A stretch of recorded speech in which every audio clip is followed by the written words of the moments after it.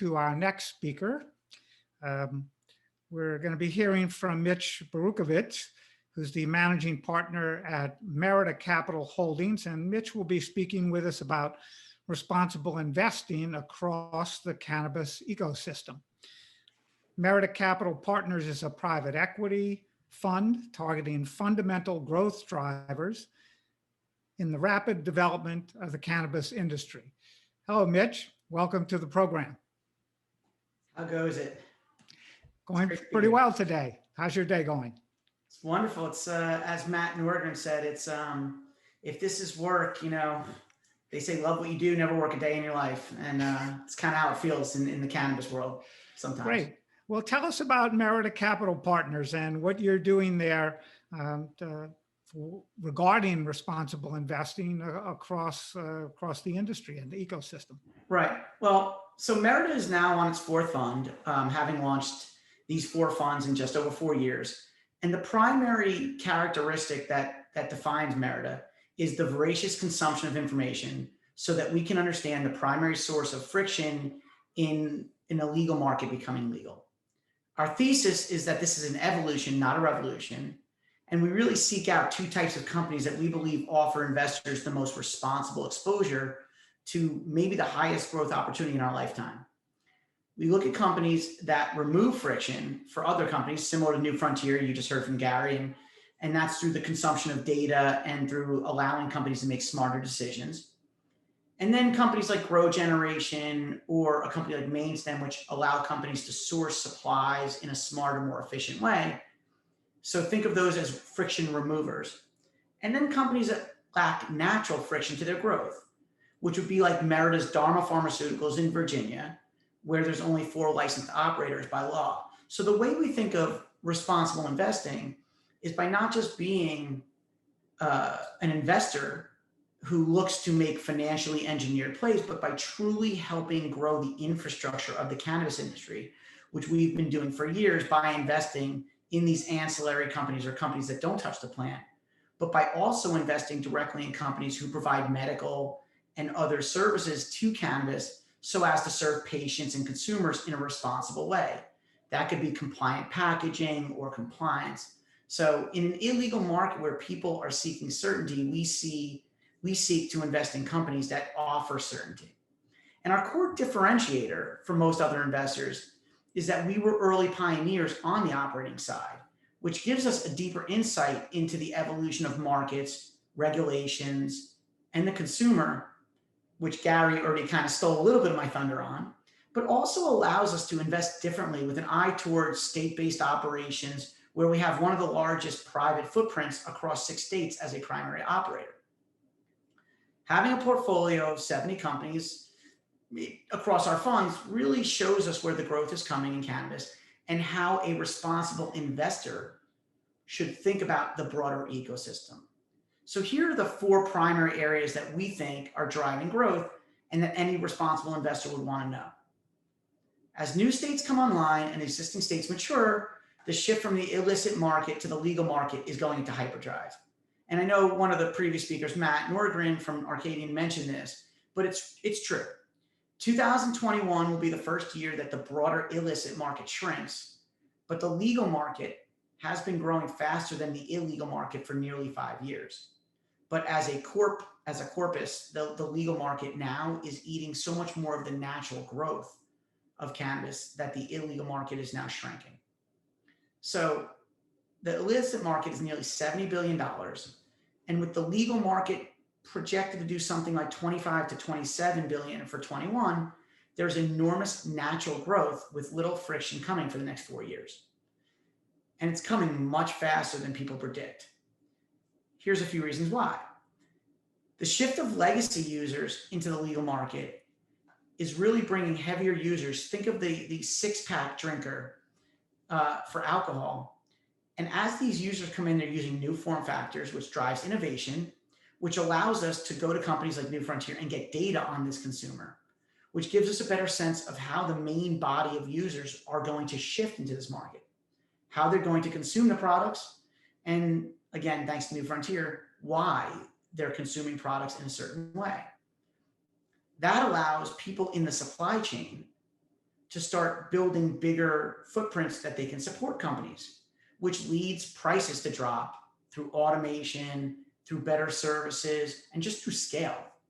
And anytime the legal market can get to a price parity with the illegal market, you're going to see a big drop in illegal consumption, primarily because of 4 areas: choice, access, quality, and safety. When those 4 things are compared between the illegal and legal market, you're simply going to see the legal market wiping the floor with the illegal market. So as responsible investors, we clearly want to drive more legal, more taxed behavior and much less illegal behavior. And that's why we focus our investments on that supply chain.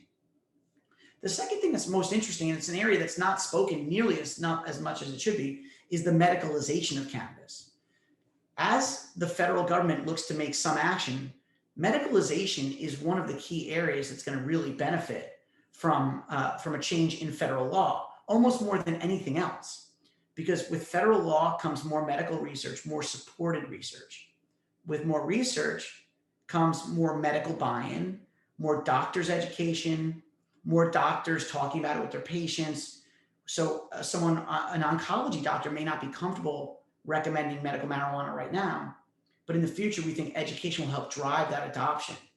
So as Fed action starts to, or federal action on laws start to change, you're going to see big changes in the landscape.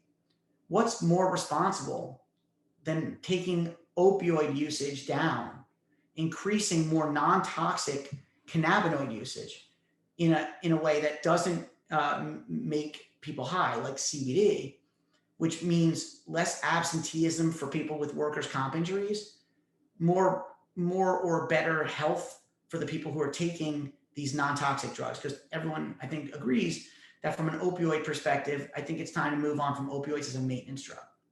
So when you think of workers' comp, and most people ask us, well, what's happening on that side? Why do you think insurance reimbursement will happen faster than people think? We look to laws that are currently circulating in many states. We look to actions that took place in New Jersey, where a case reached all the way to the Supreme Court of New Jersey and was decided that a workers' comp insurer should reimburse someone for their responsible usage of medical marijuana in treating their chronic pain.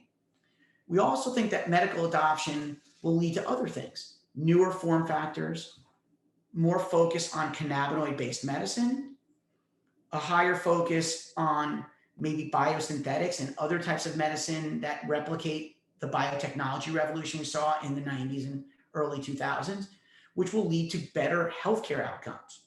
So cannabis can have a huge impact on the broader medical landscape, which is going to lead to a lot of disruption that we think can be confidently invested in.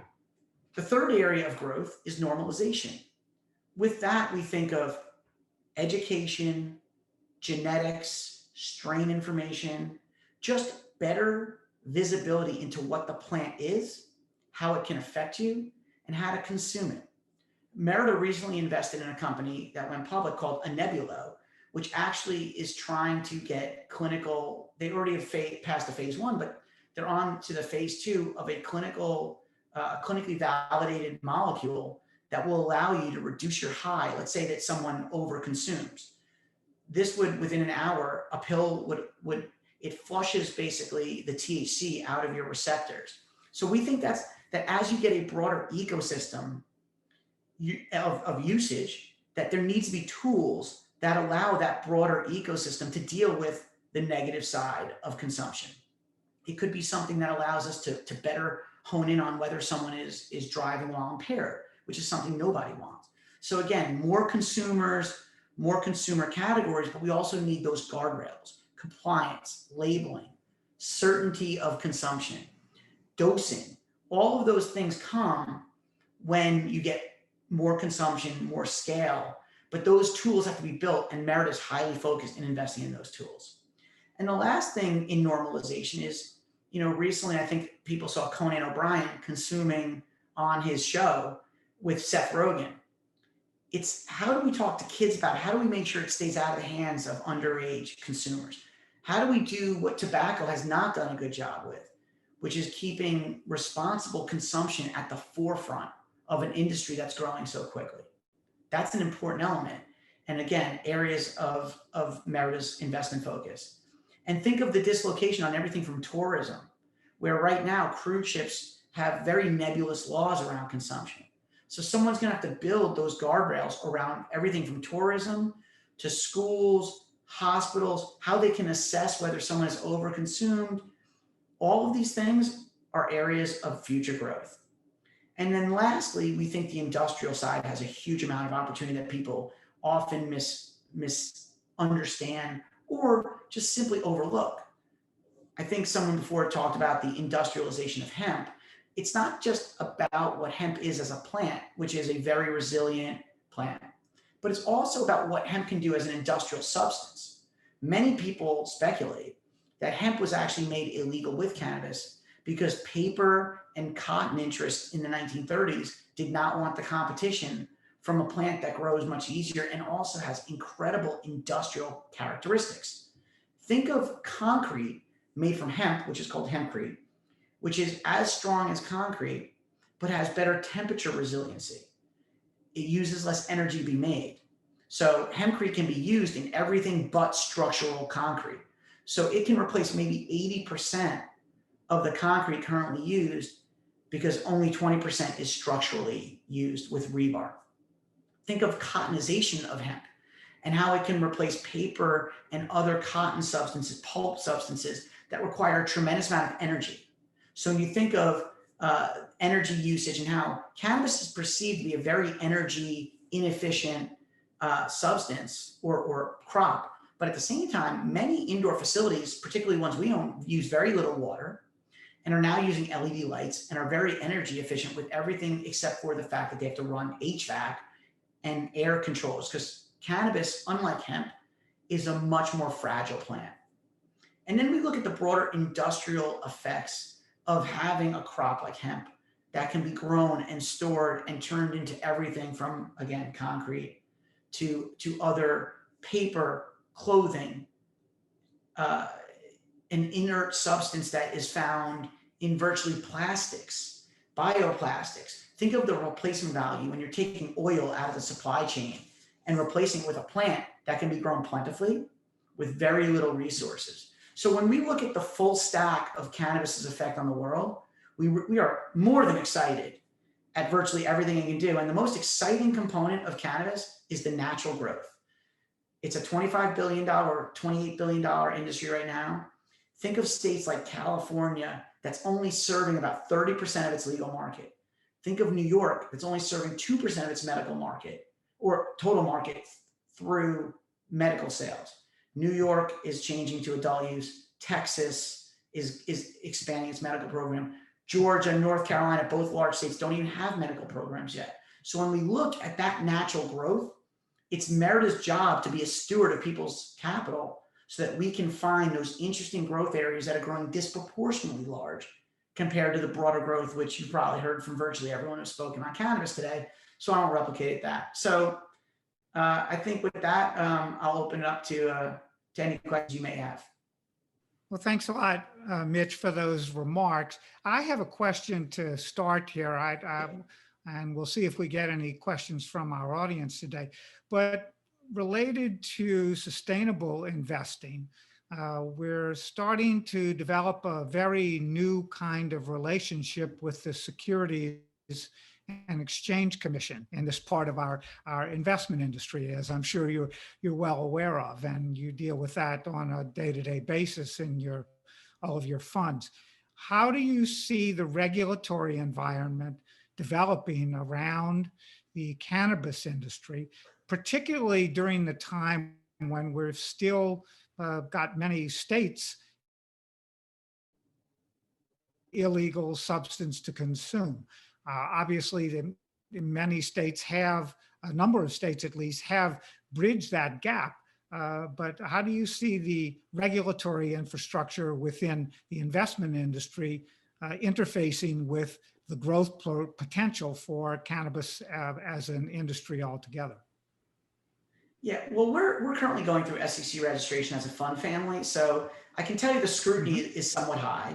But one thing that's really interesting is that I think a lot of people are starting to normalize cannabis. Like I said, I think there's a a sense that it's an agricultural component. And I think when you look at the regulatory landscape, I don't think so much about securities as broader regulatory scrutiny. So obviously the FDA has taken its time on CBD, which has been legal for nearly 2 years, to offer those types of guardrails. When you see securities, the biggest aspect is that when you look at people who touch the plant versus people who don't. So right now you have this big differentiation between companies like Canadian companies who are in federal compliance, being able to trade on the New York Stock Exchange or NASDAQ, and companies in the United States who are in state compliance but are not, there's no federal rules in the United States just yet. So the biggest aspect is access to the larger capital pools. But I think the regulatory landscape, I would be very surprised if in the next 6 months something doesn't change, whether it's the Safe Banking Act or other areas that just simply open up this. There's a huge divergence why Canadian companies can tap these larger pools doing virtually the same thing just because of federal legality in Canada versus illegality in the United States. Doesn't make a lot of sense to people when these companies are doing the same thing with virtually the same scrutiny. They're still audited. These companies all have a tremendous amount of scrutiny on their financials. And really, securities markets should be about financial certainty with respect to investors, rather than focusing on the idiosyncratic elements of state versus federal laws. I mean, think about it. The average large company like a Cresco or a Curaleaf or a GTI are fully regulated at the state level. In fact, they probably have more scrutiny on them than the Canadian companies who have one federal regulator looking at a huge business versus individual state regulators across 6 or 7 states. So I think you're going to get a harmony on that regulatory phase this year. I would be really surprised if it doesn't get solved, because there's one other aspect of cannabis that's actually a huge opportunity for everyone, which is the taxation of cannabis currently is the most draconian tax regime on any industry. So there's something called 280E, which most people who are somewhat aware of cannabis should know about. It essentially does not allow you to write off anything but the cost of goods sold with respect to cannabis operators. So you have a lot of cannabis operators paying a tremendous amount of taxes. And if you look at a lot of the operators in the United States, you could basically back out what they're paying in over taxes from what they will a few years from now when 280E doesn't exist anymore. And you're going to see the bump in future earnings power and cash flow that drops to the bottom line is going to be tremendous for operators in the cannabis space.